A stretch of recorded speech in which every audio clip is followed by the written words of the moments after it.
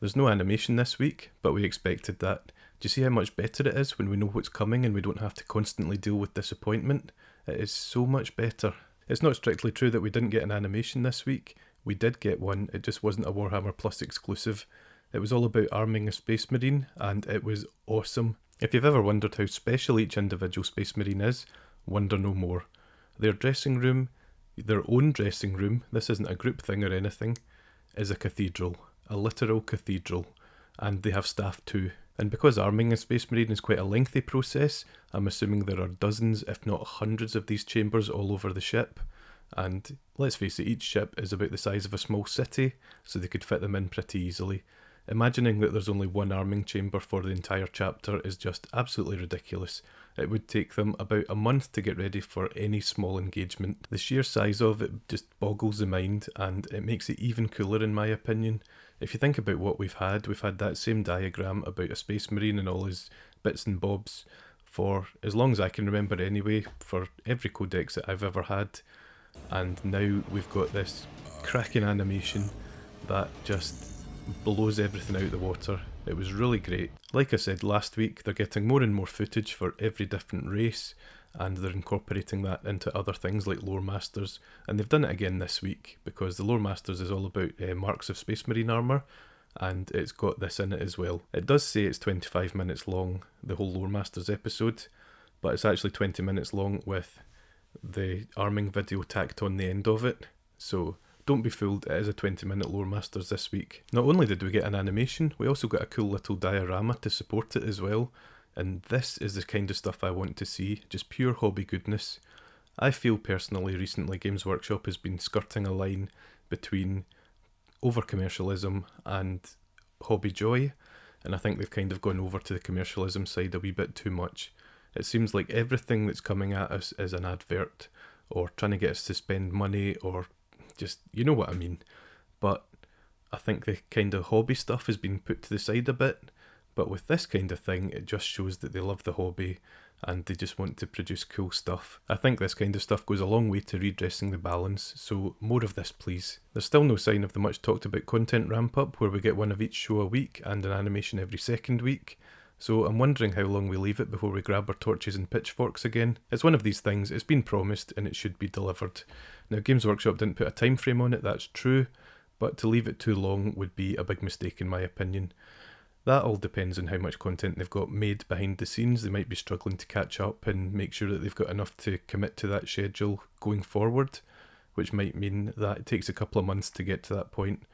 But a wee bit of openness and honesty in that regard would really go a long way. The Warhammer Vault book this week is Flyers of the Dark Millennium, and I'm not really familiar with this one, but I've had a wee flick through it, and it looks ideal if you're into Aeronautica Imperialis.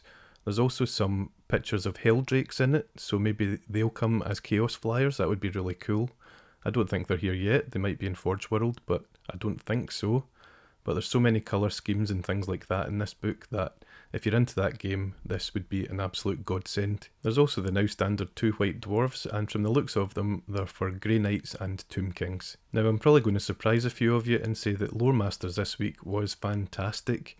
It was all about marks of Space Marine armour, and it gave so much background and the reasoning behind moving from one mark to another, and what each mark was designed for.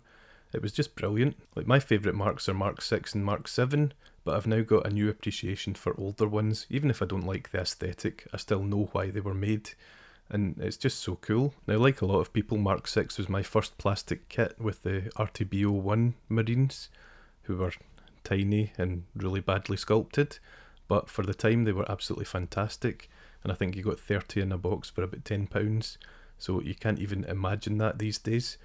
But Mark 7 was kind of my first love, and it brought me back into the hobby in a big way, because those models were just so cool to me. It's like I had the metal bodies with plastic shoulder pads, plastic arms and plastic weapons, and they were just amazing models at the time, and I think they might actually still be my favourites. I could have easily watched an episode on this that was twice as long because it was so enthralling to me, and I'm not even kidding about that. I loved every second of it, but it was 20 minutes as it was, and it had the Arming a Space Marine animation tacked onto the end of it, so it made it up to 25 minutes-ish. It was quite short, but it was a really good watch. I would really recommend this one. Masterclass was a weird one this week. It was a really good tutorial for what it was, but I just felt it could have gone so much further with what it taught us.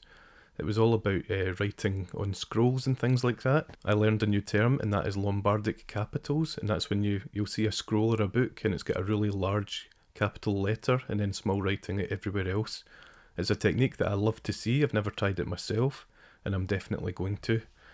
Now, the weirdness in this tutorial comes for me at the end of it, because there was like a wee show about all the other things that you could do. So there was like a book with a Zinch symbol in it, and there was a book with a wee coloured background and then stuff inside it.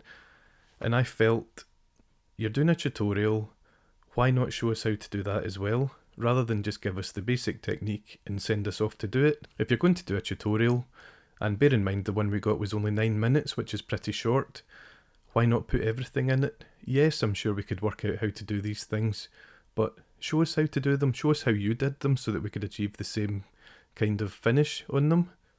It just seems like it was a wee bit half-assed. It was good, but it could have been a lot better. So it was fairly short this week. I'd love to hear what you thought about it in the comments below. If you're not subscribed, please consider subscribing, or even just throwing me a like or commenting. That would be great, and it really helps out the channel. So thanks for watching, happy hobbying, and I'll see you in the next one. Cheers.